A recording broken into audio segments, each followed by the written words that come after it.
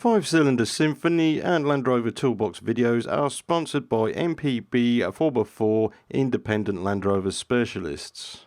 Nanocom, or Black Box Solutions, they basically make electronic diagnostic equipment just for certain Land Rover models. And of course with the D2 you'll probably need something like the Nanocom, which is more Land Rover orientated than the other type of interfaces that you can get. Now, I've heard good reports about Nanocom, however I do not own one, and Nanocom are not really willing to let me have one on a trial basis. So if you're interested, you can browse the forums and you can have a look on their website, and there'll be a link below to give you a little bit more information about what their equipment actually does. Generally, we're only going to plug in something when we have a breakdown, and some of the professional breakdown organisations may not actually have the equipment to get your Land Rover going, so they'll have a quick look and then cart you home or take you to a garage to get it looked at. So it's worth investing in something. Now, this is my choice, or one of my choices, is the Hawkeye Pro, mainly because it is not only for Land Rovers. It has EOBD settings, EOBD1 and EOBD2. And going through the main menu settings, we have in alphabetical order European and Japanese cars that are sold in the UK exclusively.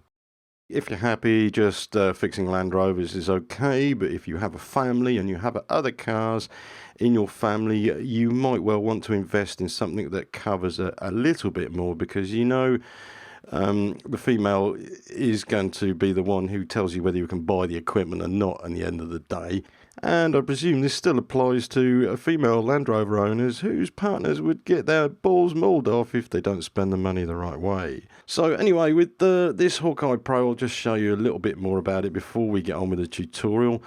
Basically, it does cover all the ranges of Land Rover at the moment. However, we have to live in the real world, some of us, don't we? Anyway, getting on to the Land Rover style of fanny magnet, the Range Rover Sport that we had in the workshop the other day. This is a member of staff's one. Come up with a DTC regarding the diesel particle filter, and it needs a regeneration, and no surprise that we can actually regenerate the DPF with this Hawkeye Pro. Right, so we're going to change the ECU on this Discovery 2. Now this one actually came up with a fault because it had oil in the plugs here, and this is a very common fault, as you know if you've been following us along. Oil creeps up and it will eventually get into the ECU. Surprisingly, the oil actually climbs uphill to get into the plugs, which can cause serious problems. So a quick change of the injector loom, which is under the rocker cover here, and this should stop the oil coming through the plug in the first instance. You'll also find that, like we did on our Discovery here, that the oil also climbed up the loom into the fuse box. You can see the oil on this relay. So whatever reader you have, just happens to be the Hawkeye Pro here. Discovery 2 EMS engine management system, Td5, turn the ignition on, read DTCs, which is diagnostic trouble code. So we have a fuel temperature fault active, which actually is, which come down to this sensor here, which is unplugged. This is a DTC that can't be wiped because it's not reading a temperature sensor. The other one that we got was top side switch logged as failed pre-injection. Okay, so you can actually Google a lot of information about the top side switch failure. Plenty of forums. We eventually got to ECU testing, which told us that topside switch failed is a common problem. If it's not a wiring fault, then it will be the capacitors in the ECU, according to experts. So we got on to MPB 4x4, which supplied us a second-hand ECM unit. Basically, the two numbers, which is the MSB 101183, the two matching numbers. So we have an ECU which is from a manual Discovery Td5. So what we're doing here, swapping them out, and then we're going to program the ECU for the vehicle. Scrolling through our Land Rover menu, I'll find the right vehicle first. Plenty of selections here. Discovery 2. Click over into this engine management system, EMS, and we want the Td5, ignition's on. So what we want to do is go past and down until we get to programming. Yeah, okay, a new Td5 engine control module, which the current tune is set at STHDE015. Right, so the tune menu, you have some selections of manual Euro, manual rest of the world, auto Euro, auto Japan.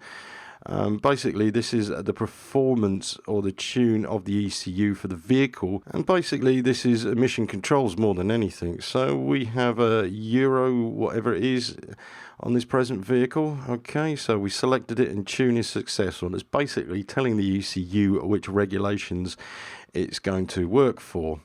Right, so we can go out of this and go into read injectors first. Okay, now when you change an ECU, you also need to program in each of the injectors, because these have selective numbers. Okay, so you can set them. I'm not going to show you here because I actually already have done that, but you need to code each one of these injectors in turn. Just to refresh, each injector has a code on it. If you don't know what they are and you didn't lift them off the ECU before you replaced it, then you take them off the injectors. The counting sequence is 1 from the front until 5 at the back. Okay, so throttle pot is another interesting one, because you either have a 3-track throttle pot or a 2-track throttle pot. Basically, this is the throttle position sensor, potentiometer. Basically, I'm resetting it in the ECU to tell it which one it is, because I know this is a 2-pot one, or 2 potentiometer type. Right, so I've got to count down 15 seconds. Once that's done, basically all of these interfaces, I'll tell you to turn the ignition on and turn it off again, and it's learnt the new throttle pot. Right, so now we want to go on to immobilization, and security status is secure. Do you wish to continue? Test it. Codes received. So now we don't have any immobilization issues with the ECU. Right, so that's basically it. I've just put a Td5 ECM into this vehicle, and it is easy as that.